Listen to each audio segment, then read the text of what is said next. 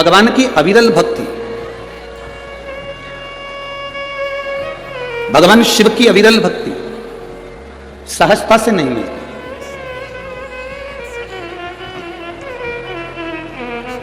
देखो कितना सुंदर कहा है, सती जैसा त्याग होना चाहिए, पार्वती जैसा तप होना चाहिए। सती जैसा त्याग हो, पार्वती जैसा तप हो और नंदी जैसी प्रतीक्षा हो, तब जाकर मेरा महादेव आपको प्राप्त हो पाता है। शिव ऐसे ही नहीं प्राप्त हो जाता। सती जैसा त्याग। कोई कह रहा था माता सती ने अपने पति की निंदा नहीं सुनी। ना ना, शिव महापुराण की कथा में उमाखंड में लिखा गया, सती खंड में लिखा गया, सती अपने पति की निंदा नहीं सुनी। यह बात नहीं लिखा स्कंद पुराण में या शिव पुराण में। लिंग पुराण में भी यह वर्णन नहीं आया, कूर्म पुराण में भी यह वर्णन नहीं आया, शास्त्र में वर्णन आया सती अपने पति की निंदा से मतलब नहीं है। पुराण में लिखा है सती शिव की निंदा नहीं सुन सकी।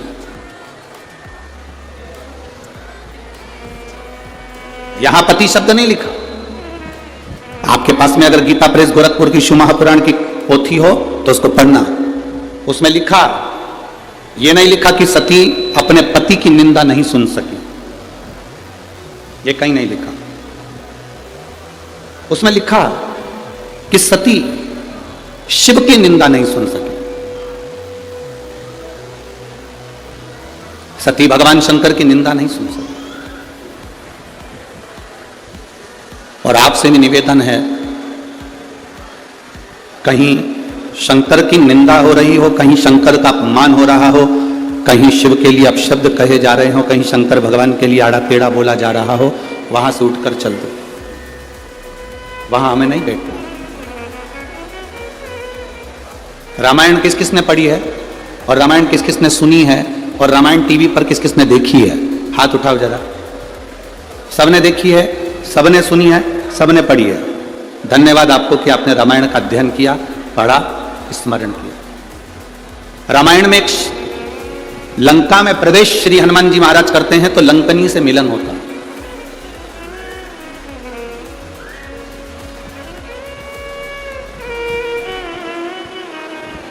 हनुमान जी महाराज जब लंका में प्रवेश कर रहे हैं तब एक स्त्री, लंकनी नाम की एक स्त्री मिलती है।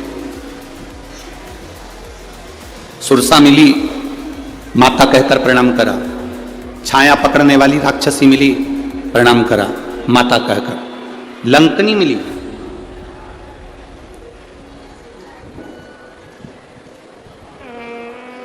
क्या हमारा शास्त्र, क्या हमारा वेद, क्या हमारा पुराण ये कहता है कि स्त्री को मारा जाए या स्त्री को हाथ मारा जाए या थप्पड़ मारा जाए या गाली दी जाए? किसी वेद में, किसी पुराण में, किसी शास्त्र में ऐसा वर्णन नहीं है।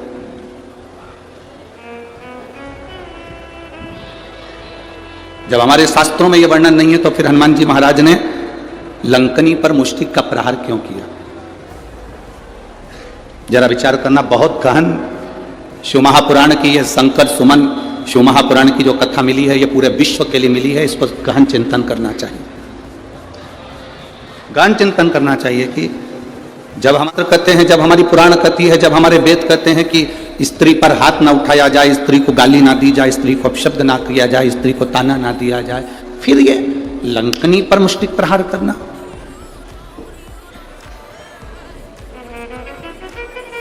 लंकनी पर मुष्टिक प्रहार। कौन है ये लंकनी? कौन है ये स्त्री जो लंका के दरवाजे पर खड़ी है और इंतजार कर रही है श्री हनुमान जी महाराज का कि एक बानर आएगा, मुझे स्पर्श करेगा, मेरे ऊपर मुष्टिक का प्रहार करेगा और मेरे प्राण छूटेंगे? कौन है? शिव की निंदा ना करें, शंकर की निंदा ना सुने। शंकर की निंदा कहीं हो रही हो, शंकर की निंदा कहीं चल रही हो, कोई शंकर के लिए अपशब्द कह रहा हो, तो बड़े से बड़ा विद्वान भी अगर शंकर की निंदा कर रहा हो तो वहां मत बैठना। हम तो यहां तक कहेंगे, कोई विद्वान से विद्वान व्यक्ति भी अगर शंकर की निंदा कर रहा हो तो उस कथा को छोड़कर चले जाना, अपने को नहीं सुनना, शंकर की निंदा ही नहीं सुनना। कोई शिव की निंदा करता मिल जाए तो बिल्कुल मत सुनो, वहां से उठकर चले जाओ। लंकनी कौन थी? ब्रह्मलोक के प्रथम दरवाजे की द्वारपाल थी ये लंकनी। ब्रह्मलोक के प्रथम दरवाजे की द्वारपाल। ब्रह्मलोक में कितने दरवाजे हैं? 7। और ब्रह्मलोक के 7 दरवाजे में से प्रथम दरवाजे की द्वारपाल है लंकनी। इतनी सुंदर स्त्री, इतनी सुंदर कि देवलोक की अप्सराएं भी उसके आगे फीकी थी, उस लंकनी के आगे। इतनी सुंदर थी वो, दरवाजे पर द्वारपाली करती थी। जब माता ब्रह्माणी, ब्रह्मा जी की धर्म पत्नी कहीं जाती थी तो लंकनी उनका द्वार खोलती थी, क्योंकि 1 नंबर का दरवाजा माता ब्रह्माणी के आगमन और जाने के लिए था। ब्रह्मवैवर्त पुराण का यह चरित्र जीवन को सुख देने वाला है। दरवाजा खोल देती है लंकनी। बड़ी सुंदर थी ये ब्रह्मलोक के पहले नंबर के दरवाजे की द्वारपाल, अप्सरा थी, बड़ी सुंदर। दरवाजा खोलती है, ब्रह्माणी निकल जाती है, दरवाजा बंद कर देती है, फिर आ जाती है। इसका काम था।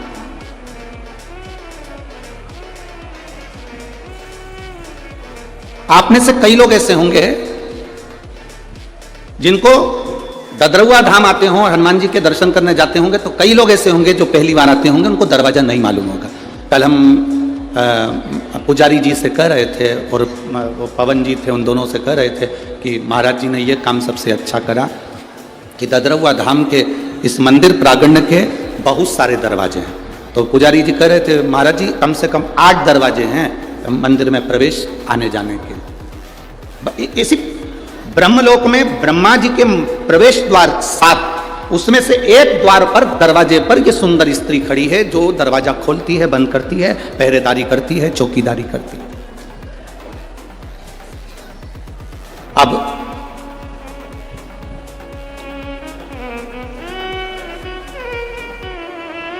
एक बार इंद्र एक दरवाजे से ब्रह्मा जी के पास जा रहे थे, भगवान नारायण ब्रह्मा जी के पास दूसरे दरवाजे से जा रहे थे, गरुण वरुण सारे देवता एक एक दरवाजे से जा रहे थे।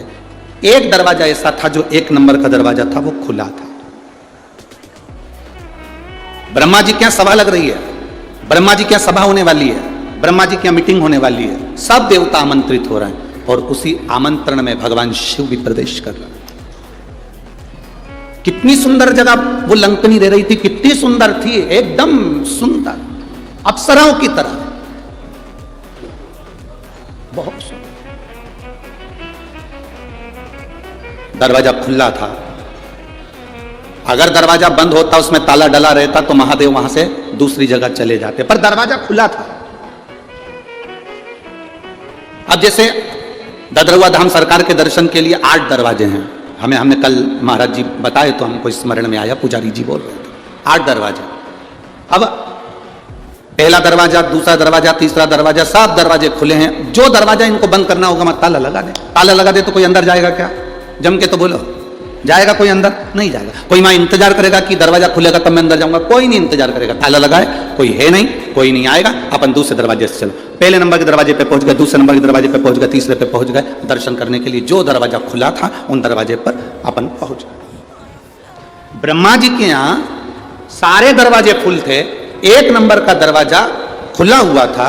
अगर ब्रह्मा जी को बंद करना था या ब्रह्माणी को बंद करना था तो इस दरवाजे में भी ताला लगाकर रखना था। तो शिव वहां नहीं जाते, उनको नहीं मालूम था। पहली बार ब्रह्मलोक में प्रवेश करे, प्रवेश करते से ब्रह्मलोक में जैसे ब्रह्मा जी के उस लोक में प्रवेश कर रहे थे, शिव जी ने देखा कि कौन सा दरवाजा खाली है। उस द्वार में से भगवान शंकर प्रवेश करने लगे। जैसे ही प्रवेश करा, प्रवेश ही उस द्वारपालिनी ने शिव जी को रोका।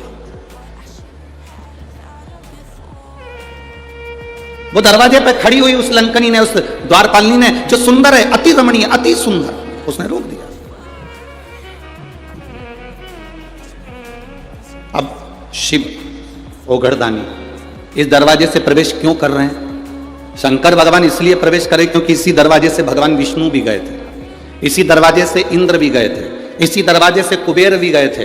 तब इस सुंदर स्त्री ने उनको नहीं रोका। पर जैसे ही देवाधिदेव महादेव दरवाजे पर आए, आते से ही उस सुंदर स्त्री ने महादेव को साधारण सा पुरुष जाना और आवाज लगा कर कहा, ए बाबा, आवाज लगा कर कहा, ए बाबा। ये भस्म रमाकर, गले में सांप पटक कर, जटा बांध कर, त्रिपुंड लगाकर, रुद्राक्ष पहनकर कहां अंदर जा रहे हो? वो साधारण स्त्री शंकर भगवान को जानती थी कि ये शिव हैं। वो स्त्री जानती थी, अप्सरा जानती थी कि ये शंकर हैं, पर शिवजी सोने का मुकुट पहनकर नहीं आए थे, शिवजी अंबर पीतांबर पहनकर नहीं आए थे। शंकर भगवान एकदम सिंपल, एकदम साधारण, एकदम सहज आए थे।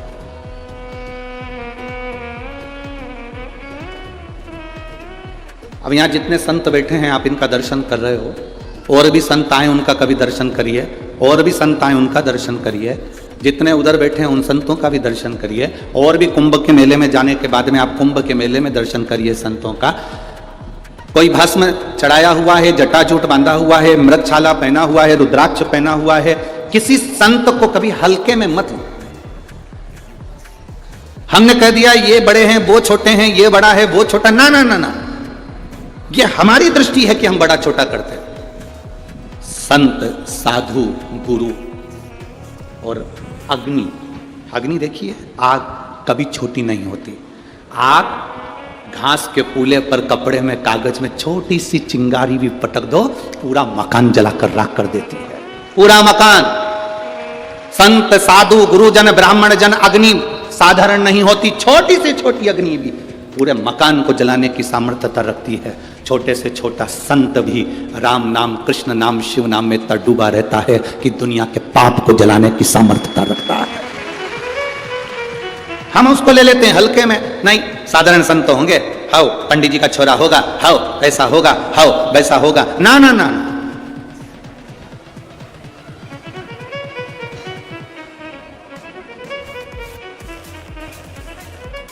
स्त्री को हल्के में ले लेना, पर उसके मांग के सिंदूर को हल्के में मत लेना। उसके मांग के सिंदूर में वो बल होता। महाराज जब स्त्री हाथ में सिंदूरा लेती है ना, आपके इधर कैसे सिंदूर लगाते हैं हमको तो नहीं मालूम, पर सुहागन स्त्री जिसकी शादी हो गई वो स्त्री जब अपने हाथ में सिंदूरा लेती है, स्त्री कभी भी सिंदूर जब लगाती है तो सिंदूर की डब्बी को कहीं रखकर नहीं लगाती, हमेशा याद रखती। जिस नारी सिंदूरे को नीचे रख दिया या सिंदूरे को अलमारी पर रख दिया या सिंदूरे को टेबल पर रख दिया और उसमें से लेके सिंदूर लगा रही है, तो वो नारी, हाँ एक जगह पर सिंदूरा रखा जा सकता है, जब आप सुहागल कर रहे हो, कोई पूजन कर रहे हो, तो आप देवी जी को, गणेश जी को जो सिंदूर चढ़ा रहे हो वो चढ़ा हुआ जमीन पर भी रखा हुआ मांग में धर सकते हो। पर जब आप स्वयं 16 श्रृंगार कर रहे हो उस जगह पर सिंदूरा जमीन पर नहीं रखा जाता। सिंदूरा जमीन पर रखा हो और नारी मांग का सिंदूर भरती हो तो पति को रोग ग्रसित करता ही है, पति रोगीला होता ही है, ये निश्चित है। उसका पति रोगीला जरूर होगा, ये निश्चित है, उसको रोग जरूर घेरेगा, ये पक्का है। स्त्री जब सिंदूरा में, यहां तक शास्त्र प्रमाण देता है कि एक दुल्हन पहली बार जब मांग भरती है और पति उसकी मांग भरता है तो पति के भी हाथ में सिंदूरा पकड़ाया जाता है और पति अपने हाथ से उस मांग को भरता है। पति के हाथ में सिंदूरा पकड़ाया जाता है, वो सिंदूरा साधारण नहीं है।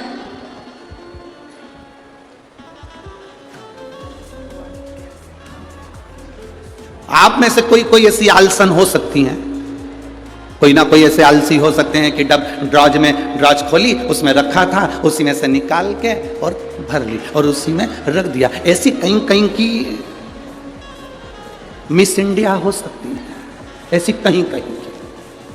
पर मेरा विश्वास कहता है भिंड जिले की तो नहीं कह सकता कि ऐसी होगी, भिंड जिले की जितनी होगी हाथ में सिंदूरा लेकर सिर पर मांग भरने वाली ही होगी। सिंदूरा हाथ में लेकर, तो स्त्री को हल्के में ले लो पर उसके सिंदूर को हल्के में नहीं ले सकते, सिंदूर में वो बल होता है।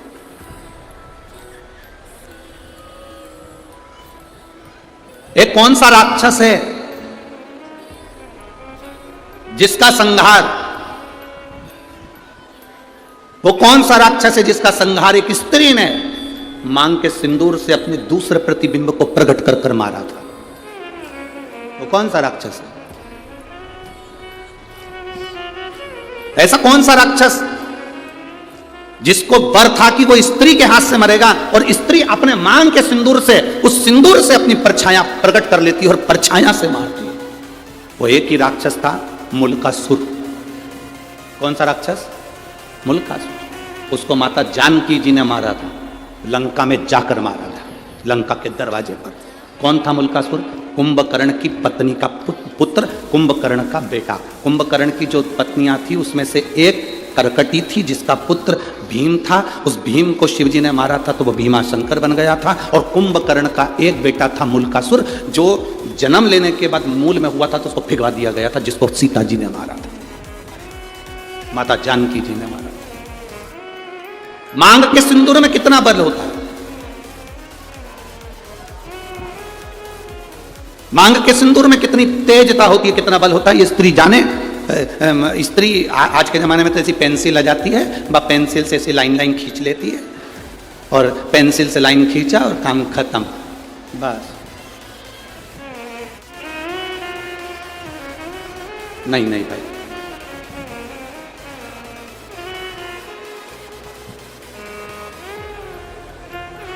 आप में से आप लोगों ने देखा कि नहीं देखा, बड़े बड़े घर के लोग भले मांग भरने में संकोच करें, सिंदूर लगाने में संकोच करें,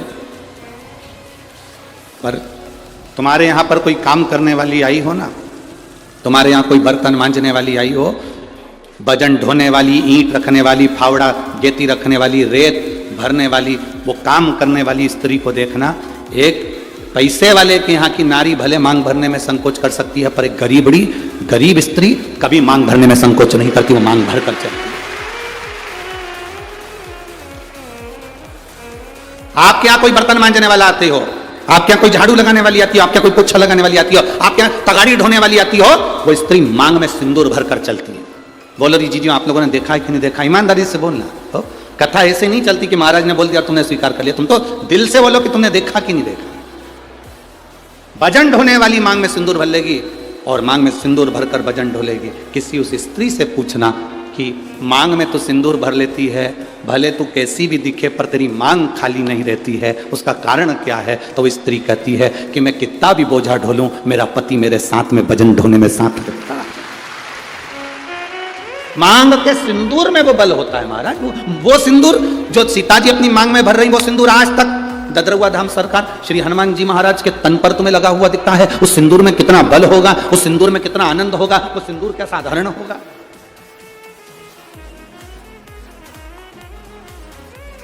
उसको पहचान, उसको जान।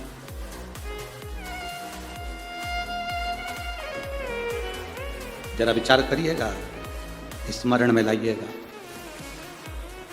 वो मांग का सिंदूर इतना प्रबल होता है, वो कहे ना, वो मुल्कासुर की वो कथा आती है, आप लोगों ने सुनी तो होगी, हमारे स्मरण में है कि आप लोग सुन के तो रखे होंगे, पर फिर भी आज शिव महापुराण में निकली है तो आप स्मरण करेंगे। कुंभकर्ण का बेटा मुल्कासुर मूल में पैदा हो गया। कुंभकर्ण को मालूम पड़ा मेरा बेटा मूल में पैदा हुआ। कुंभकर्ण ने दासियों से कह दिया इसको जंगल में फेंक दो, ले जाओ इसको और वन में डाल दो, ले जाओ इसको जंगल में फेंको। अब उस बच्चे को ले जाकर जंगल में फेंक दिया। मूल में हुआ था, जंगल में फेंका। जंगल में फेंका, एक मधुमक्खी ने उस बच्चे को देख लिया। मधुमक्खी ने जब बच्चे को देखा कि कोई बच्चा रो रहा है और बिलख रहा है, इसके घर के लोग उसको यहां पटक कर चले गए। मधुमक्खी ने अपने छत्ते को छेदित कर दिया। मधुमक्खी अपने छत्ते को बनाती है, कभी छत्ते को छेदित नहीं करती कि उसमें से शहद नीचे गिरे। कभी छेदित नहीं करती मधुमक्खी अपने छत्ते को, बनाती है छत्ता पर छेदित नहीं करती। छत्ता बनाएगी पर छेदित ना करेगी, छेदित ना करेगी। मधुमक्खी ने अपने छत्ते को छेदित कर दिया, शहद नीचे टपकने लगा। वो जो मुल्कासुर था, कुंभकर्ण का जो बेटा था मुल्का, वो नीचे सोया था, रो रहा था। मुंह में शहद उसके जाने लगा। मुल्का धीरे धीरे धीरे धीरे रोना बंद कर दिया। दूसरी मधुमक्खी आ गई, तीसरी मधुमक्खी आ गई। बहुत सारी मधुमक्खियों ने उस बालक को पाल पोस कर बड़ा करा और उसका नाम मुल्का। कुंभकर्ण का बेटा। कुंभकर्ण के दोनों बेटों का चरित्र बड़ा विचित्र है। एक करकटी से पैदा हुआ भीम, जिसको शिव जी ने मारा था, तो भीमाशंकर, मेरे भोलेनाथ का 12 ज्योतिर्लिंग में से ज्योतिर्लिंग भीमाशंकर बना। और दूसरे नाम पर यह मुल्क का। अब मुल्क का बड़ा हो गया, मधुमक्खियों ने पाल पोस कर बड़ा करा, तो मधुमक्खी कोई माता मानता था, मधुमक्खी कोई पिता मानता था। एक मधुमक्खी से उस मुल्का ने पूछा, मां, अब देखो हमारा सनातन धर्म कितनी सुंदर बात कहता है, मानो तो मैं गंगा मां हूं, ना मानो तो बहता पानी। आप अगर एक पाषाण को, एक पत्थर को भी पूज रहे हो, तो वो पत्थर भी तुम्हारी नैया पार कर सकता है जिसकी तुम पूजन कर रहे हो। सनातन हिंदू धर्म में है क्या? आपका विश्वास सनातन हिंदू धर्म को मजबूत करता है। शिव महापुराण की कथा क्या देती है? शिव महापुराण की कथा क्या देती है आपको? विश्वास, भरोसा, दृढ़ता। एक पत्र आया है, देखिए।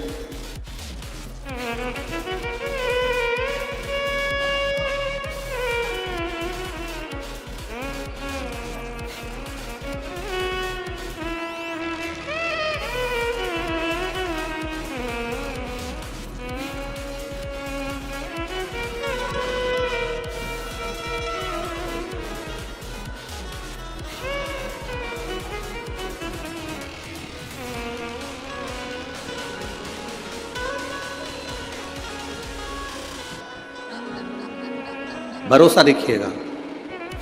गुरुजी 13 साल से संतान नहीं थी। मैं बाबा का क्या वर्णन करूं गुरुदेव। ये पत्र में हरि सरकार मारुति नंदन महाराज मिश्रा जी के हाथ से भेज रही है।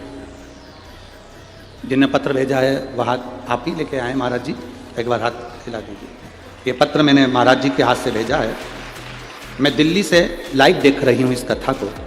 ददरवा धाम सरकार के चरणों को नमन करती हूँ। गुरुदेव, ये पत्र में हनुमान हरि सरकार मारुति नंदन महाराज जी मिश्रा जी के माध्यम से भेज रही हूँ। गुरुदेव, 13 साल से मेरे यहाँ बच्चे नहीं थे। मैं बाबा का क्या वर्णन करूँ। मेरे पति दिल्ली पुलिस में एसआई के पद पर तैनात हैं। मेरा नाम वीर सिंह यादव है, मेरी पत्नी का नाम मंजू यादव है। मैं जिला भिंड के थाना मो तहसील गोहद ग्राम धमूरी, जो ददरवा धाम से मात्र 2 किलोमीटर की दूरी पर स्थित है, वहाँ का रहने वाला। मेरे यहाँ संतान नहीं थी। मैं बाबा को क्या वर्णन करूं गुरुदेव। सब जगह गए, कोई सुख ना मिला। तब शिव जी पर 1 लोटा जल चढ़ाना प्रारंभ करा। तब मेरी पत्नी ने मुझसे कहा, तो मैंने मेरी पत्नी से कहा, क्या शंकर जी पे जल चढ़ाने से औलाद हो जाती है, संतान हो जाती है? अगर ऐसा होता तो पूरा विज्ञान फेल हो जाता, पूरा साइंस फेल हो जाता। फिर भी गुरुजी, मेरी पत्नी मुझे रोज पानी का लोटा हाथ में पकड़ाती, मैं शिव जी को चढ़ाता। डॉक्टरों ने तो 13 साल से जांच करी और हर बार यही कहा कि तुम्हारे यहाँ कभी संतान नहीं होगी। मेरी पत्नी और मैं शिव जी को जल चढ़ाकर वहीं बैठकर पी लेते।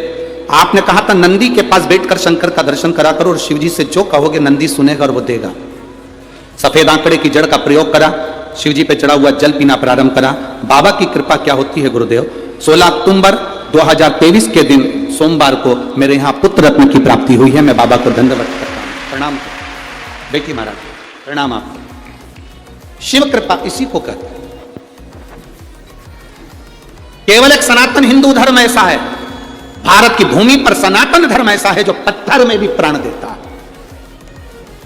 सनातन हिंदू धर्म केवल ऐसा है जो विश्वास को पक्का करता है, भरोसे को दृढ़ करता है और परमात्मा का दर्शन करता है। आप में से कई माताएं ऐसी बैठी हैं जिन्होंने पशुपति व्रत करा होगा और बाबा ने दिया होगा, 1 लोटा जल चढ़ाया होगा, बाबा ने दिया होगा। ददरवा धाम आए होगे तो हनुमान जी ने दिया होगा। संसार में जन्म लिया है तो हमने उस परमात्मा की भक्ति करी और उससे हमें मिला विश्वास के बल। हम तो आपसे मिलते भी नहीं हैं। आप सरकार से पूछ लेना, या पुजारी जी हों, पवन भैया हों, या इस ददरवा धाम के जितने सेवादार हों उनसे पूछना। सियोर वाला महाराज अपना कमरा छोड़कर बाहर तक नहीं निकलता, और जितने गार्ड लगे हों वहाँ पुलिस विभाग के लोग लगे उनसे पूछना। वो महाराज होंगे बहुत सारे, आपके यहाँ आते होंगे, मिलते होंगे, जुलते होंगे। हम नहीं मिलते। हमारा एक ही काम है, हमारे पास में जो छोटा सा शिवलिंग है, ठाकुर जी हैं, उनका पूजन करना, जितना बन सके अपने को बाबा ने जो समय दिया उस समय में पाठ करना और भगवान की माला जपना। जितनी जप सकते हो उतनी जपो। ये संसार से मिलेंगे तो आप 100, 500, 200 रुपए देकर जाओगे, पर मेरे भोलेनाथ को जपूंगा तो वो मेरी जिंदगी में मेरा हाथ पकड़ कर ऊपर पहुंचाएगा। केवल यही कथा नहीं, आपने पूरे जितनी बार कथा सुनी होगी, हमने एक बात कहा हम मिलते नहीं है, बोला था कि नहीं बोला था, हम कहीं नहीं मिलते। पीछे के 1-2 दिन होते हैं जिसमें कहीं कोई मिलने वाला होता है तो मिलते, ना मिलते, कमरे से निकलते ही नहीं। और हमारे कमरे में हमारे चाहे गार्ड हो, चाहे आशीष भैया हो, चाहे हमारे ब्राह्मण हो, हमारे कमरे में नहीं आते। भजन करा, स्मरण करा, जाप करा, अनुष्ठान करा, भक्ति करी, केवल कथा में आए, यहां से चले, इसके सिवाय कुछ नहीं। क्यों मिले आपसे? आप मिलो श्री हनुमान जी महाराज ददरौआ धाम में बैठे हैं उनसे, आप मिलो मेरे भोलेनाथ जी मंदिर में बैठे हैं उनसे, आप मिलो भगवान की विरल भक्ति से। हमसे क्यों मिलना? किस लिए?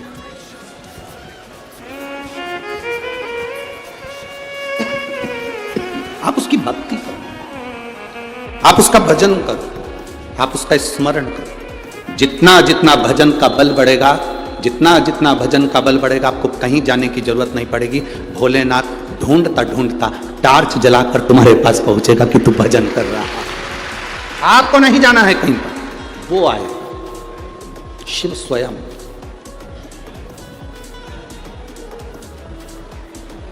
शंभू का मतलब क्या होता है? अपन कहते हैं भोले शंभू। शंभू का मतलब क्या? स्वयं भू। किसी देवता को शंभू नहीं कहा गया, केवल एक देवाधिदेव महादेव जिनको शंभू कहा गया, क्योंकि वो स्वयं भू है, स्वयं प्रकट है। ना कभी जन्म हुआ, ना कभी मरता है। वो दुनिया के साथ में आज भी है, कल भी रहेगा। ब्रह्मांड नष्ट भी हो गया तो शिव रहेगा, बाकी का साफ है। स्वयं भू है वो, इसलिए उसको शंभू कहा गया। स्वयं भू शंभू।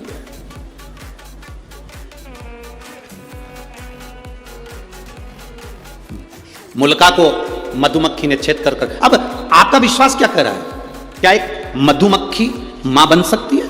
वो भी एक इंसान के बच्चे की, मनुष्य के मानव के बच्चे की। मधुमक्खी से मुल्का ने पूछा, मां, मधुमक्खी से पूछ रहा है, मां मैं किसका भजन करूं? और मधुमक्खियों इकट्ठी हो गई, इकट्ठी होकर झुंड बनाकर दौड़ी।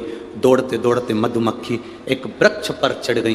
वो वृक्ष था बट का वृक्ष। जिस बट के वृक्ष को मुल्का ने देखा तो बट वृक्ष को याद किया मुल्का ने, ये बट वृक्ष ब्रह्मा जी के कटे हुए शीश से प्रकट हुआ है, इसलिए मेरी मां कह रही है कि इस ब्रह्मा का तू तप कर।